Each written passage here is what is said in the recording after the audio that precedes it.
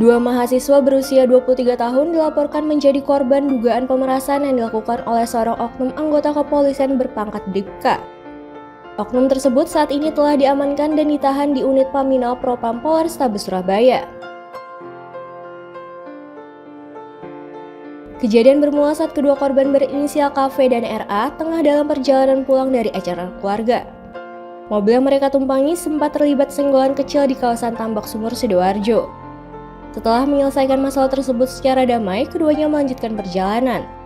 Namun, saat melintas di kawasan Pondok Chandra sekitar pukul 10 malam, kendaraan mereka dihentikan oleh seorang pria berseragam polisi yang belakangan diketahui sebagai Bribka H, anggota Polsek Tandas.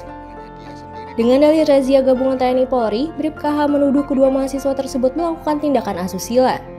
Ia kemudian masuk mobil dan memaksa korban pindah tempat duduk. Selama 2 jam korban dibawa keliling wilayah Surabaya Timur, sembari mendapatkan tekanan verbal dan ancaman akan dibawa ke Polda Jawa Timur. Sesampainya di depan markas kepolisian, oknum polisi itu meminta uang tunai antara 7 juta rupiah hingga 10 juta rupiah untuk menyelesaikan masalah tersebut. Karena tidak membawa uang sebanyak itu, korban hanya mampu menyerahkan Rp650.000 dari ATM. Oknum polisi tersebut kemudian meminta kartu ATM korban dan memaksa tahu PIN ATM-nya, serta menyarankan korban untuk meminjam uang lewat aplikasi pinjol. Tidak terima diperlakukan seperti itu, keluarga korban melaporkan kejadian ke Propam Polda Jawa Timur dan diarahkan ke unit Paminal Polrestabes Surabaya. Putri saya itu pulang dari menghadiri resepsi pernikahan temennya bersama teman kuliahnya yang namanya Rehan. Anak saya namanya Kirana Vanesha. Turun dari tol Tambak Sumur karena dia habis bersenggolan kendaraan tapi tidak ada masalah. Mau ngecek mobilnya, beratnya kayak apa, lecetnya. Belum sempat berhenti, belum sempat buka kaca baru berhenti, maaf ulangi. Itu sudah digedor oleh oknum yang berseragam polisi di kanan dan preman satunya di kiri. Digedor-gedor suruh buka kaca dimintai KTP, langsung dituduh kamu sudah berbuat aneh-aneh dan lain bla bla bla bla. Padahal anak saya kondisi pakaian pesta, pakai kain panjang, pakai jarit. Terus habis itu kunci diminta, anak saya yang di jok kiri sebelah kiri itu disuruh geser ke belakang. Temennya ini yang punya mobil ini disuruh ke kiri, kendaraan dikuasai oleh oknum tersebut. Dibawalah katanya ke Polda. Sampai depan Mapolda, mobil jalan lurus. Anak saya bilang, Pak, Polda jalannya lewat situ, masuknya ayo ke situ. Akhirnya oknum tersebut menggertak, kamu jangan banyak ngatur, nanti kamu tambah repot kalau di Polda. Dibawalah muter-muter, Ayani, sampai Wonokromo, sampai ke Bundaran Waru ada 5 kali, sambil kamu saya bantu dan bla bla bla. Muncullah dia minta 10 juta awalnya. Dari 10 juta itu dia bilang tidak punya duit anak-anak ini. Akhirnya ngomong 7 juta. 7 juta nggak ada. Akhirnya kamu punya berapa? 2 orang ini akhirnya diminta transfer karena duitnya hanya ada tersisa 650. Disuruhlah ke minimarket yang ada ATM-nya, diambilkan tunai, mau ditransfer nggak berani. Akhirnya anak saya dilepas di Jalan Ayani itu, orangnya turun, mobil dikembalikan. Anak saya pulang. Waktu di mobil itu, anak saya duduk di jok belakang. Ini sempat memfotoi menggunakan lightingnya dari sinar lampu di jalan atau lampu kendaraan, kan gelap. Terus begitu turun juga di video oleh anak saya.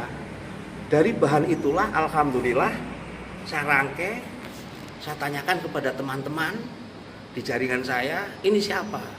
Mengerucutlah kepada satu oknum berpangkat Bribka berinisial H dengan tugasnya di suatu tempat di Polsek di Surabaya.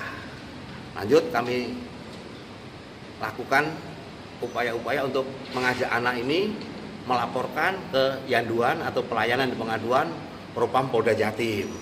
Akhirnya sekarang kasus sudah diproses. Ini adalah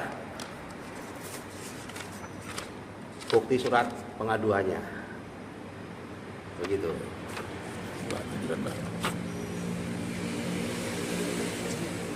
Sekarang yang bersangkutan oknum itu sudah statusnya gimana, Pak? Itu kewenangan dari penyidik Propam ya. Saya juga masih koordinasi lagi untuk pendalaman. Sebenarnya masih anak saya harus dipanggil untuk diperiksa lebih lanjut. Yang jelas kemarin waktu turun itu ATM dari teman anak saya itu diminta karena hanya ngasih 650, mintanya 7 juta, minta beserta PIN-nya. Untuk besoknya harus transfer mencukupi yang 7 juta itu. ATM-nya diminta sama PIN-nya, tapi untungnya sama anak sudah diblokir. ATM ada yang bersangkutan sampai sekarang. Total kerugiannya ada berapa? 650. 650. Siap. Pak, atas sudah tanggapan dari kepolisian ini, Bapak sendiri bagaimana Pak menilai kinerja kepolisian saat ini? Ya, kalau polisi itu kita namanya juga lihat yang sudah baik, banyak yang sudah baik, tapi masih yang oknum-oknum seperti ini ya. Mungkin perlu untuk dari pimpinan langsungnya itu perlu sering mengingatkan, atau fungsi kontrol. Sekarang tuh kontrol anggota bisa pakai IT, Sherlock dan lain-lain, memberikan APP atau arahan-arahan itu bisa lewat grup-grup satuan-satuan atau unit-unit itu bisa. Mudah-mudahan ini yang terakhir, dan saya hanya mengimbau kepada masyarakat jangan takut untuk melapor. Gunakan HP kalau terjadi sesuatu itu secara cerdas. Artinya HP itu bisa kalau ada kejadian minimal memfoto orangnya, menopol kendaraannya dan lain-lain itu untuk bahan laporan sehingga memudahkan pihak kepolisian yang menerima laporan untuk pengaduan. Gitu ya. Humas Polrestabes Surabaya membenarkan bahwa terduga pelaku merupakan anggota unit reserse kriminal Polsek Tandes.